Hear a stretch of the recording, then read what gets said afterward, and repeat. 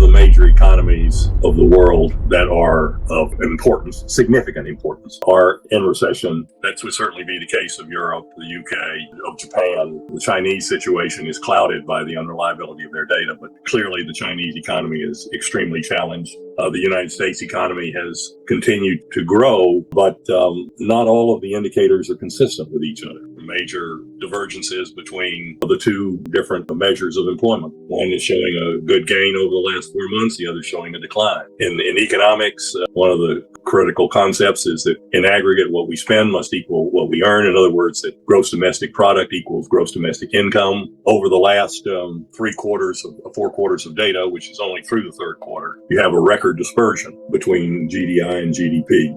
GDP is up by 2.9%, but real GDI is actually down by 0.2%.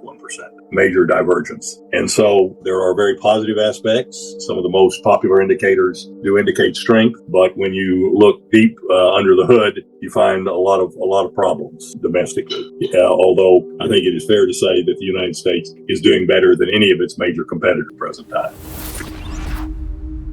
I don't think that we're out of the woods by any means. I think there are significant challenges and will continue to be challenges.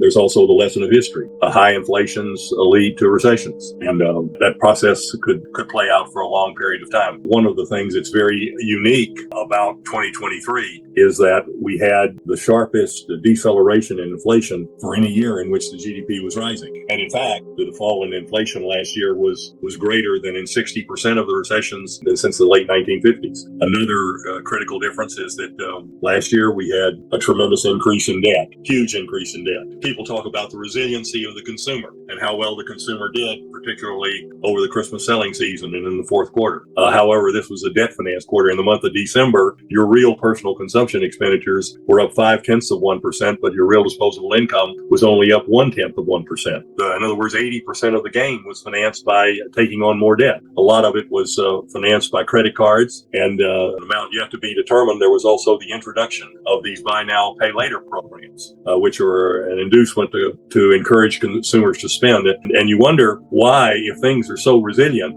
the consumer has to be given all of these inducements. But there is a problem, even greater problem with the buy now, pay later program. If one does not meet the payment schedules under buy now, pay later, the interest with the fees jump to something like 25%. That's an astounding interest rate, especially at a time when the inflation rate is now rising less than 3%. And in addition to that, the 25% that you pay when you default on your buy now, pay later programs is even significantly greater than the average credit card interest rate, which in November moved to a new all-time peak of over 21.5%. If someone has any understanding of compound interest in the rule of 72, they know that in a very short order, paying interest rates of that level, you're going to pay twice as much as you originally borrowed. Those are very high rates, and especially for households in which the rate of increase in wages is only running about 3.5% annual rate over the last 6 months. So the consumer did spend, but the consumer made themselves in an even more vulnerable area, and that is that they have further undermined the stability of their balance sheet. The personal saving rate in the month of December was a paltry 3.6%. Historically, the personal saving rate is averaged close to 9%. And in fact, we're at the lowest personal saving rate of the last decade. There's just one reading during the pandemic, the height of the pandemic, when personal saving was less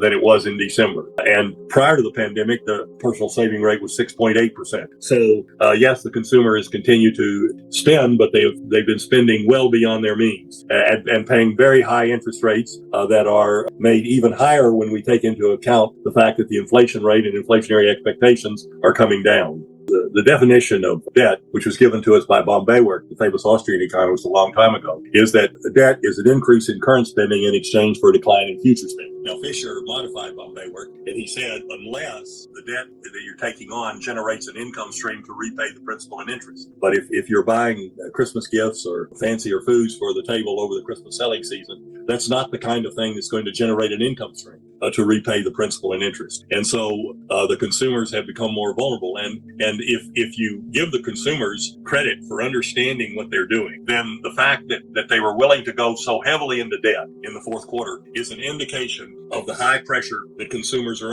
under. And we and all of us are very interested in flows rather than stock. We want to look at the change in the latest time period rather than the absolute level. And one of the consequences of the inflation of the pandemic, which is not going to go away and is going to be with us for years to come, is that during the pandemic, a lot of the things that are critical to a high standard of living, for example, the cost of buying a family home, the cost of buying the family automobile, went to very astronomical levels. What's happening now is the rate of increase is coming down slightly, but the price of homes and cars remain extremely elevated. And neither one of them are very affordable. There are various statistics on automobile availability, and the affordability of automobiles, affordability of homes. Some of the home measures indicate that the affordability is at all-time low. There was a recent study by Cox Automotive, which indicated that 61% of our households are basically priced out of the automobile market. So the prices of things which are essential for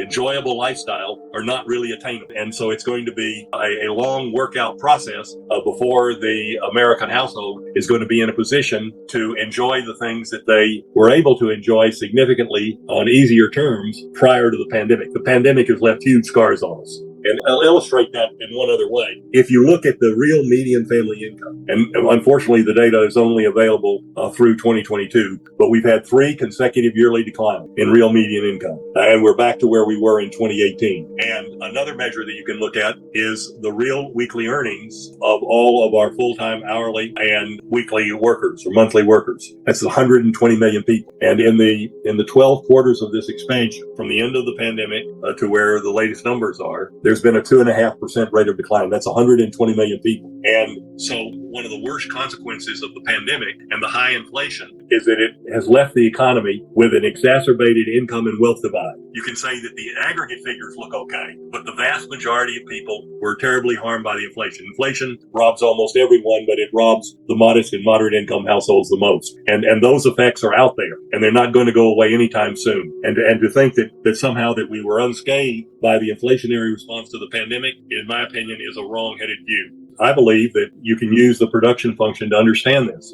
The aggregate production function says that economic output is determined by technology interacting with capital, labor, and natural resources. If you overuse one of those factors of production, such as debt capital, initially the GDP will rise. If you continue to use that one factor, debt capital, the GDP levels out. And you still overuse that factor, you hit diminishing returns. It was a concept given to us by the British economist David Ricardo. And so we triggered the law of diminishing returns. But now we have an even more grave situation because in 2023, on an aggregate basis, the federal budget deficit exceeded all of the private saving and the foreign saving that was contributed to our economy. And now the private saving has a household component and a corporate component. That's only happened 7 times before 2023. All of those were serious economic contraction. 4 were in the Great Depression from 1931 to 1934, and then the other 3 occurred during and immediately after the Great Financial Crisis. So when you have negative net national saving, basically what it means is that the economy is financing consumption by not replacing the value of the capital stock that was depreciated by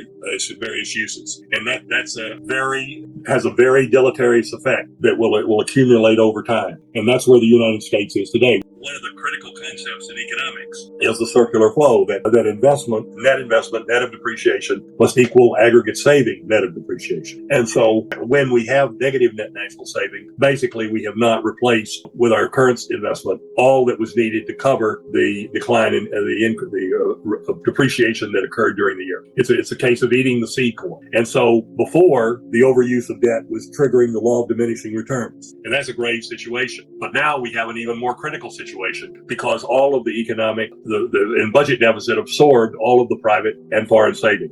And that basically means that the standard of living will continue to decelerate as we go forward in time. I don't know any way for the standard of living to rise unless we're able to increase the capital stock. And to have a capital stock increase, you must have net private saving, net positive saving.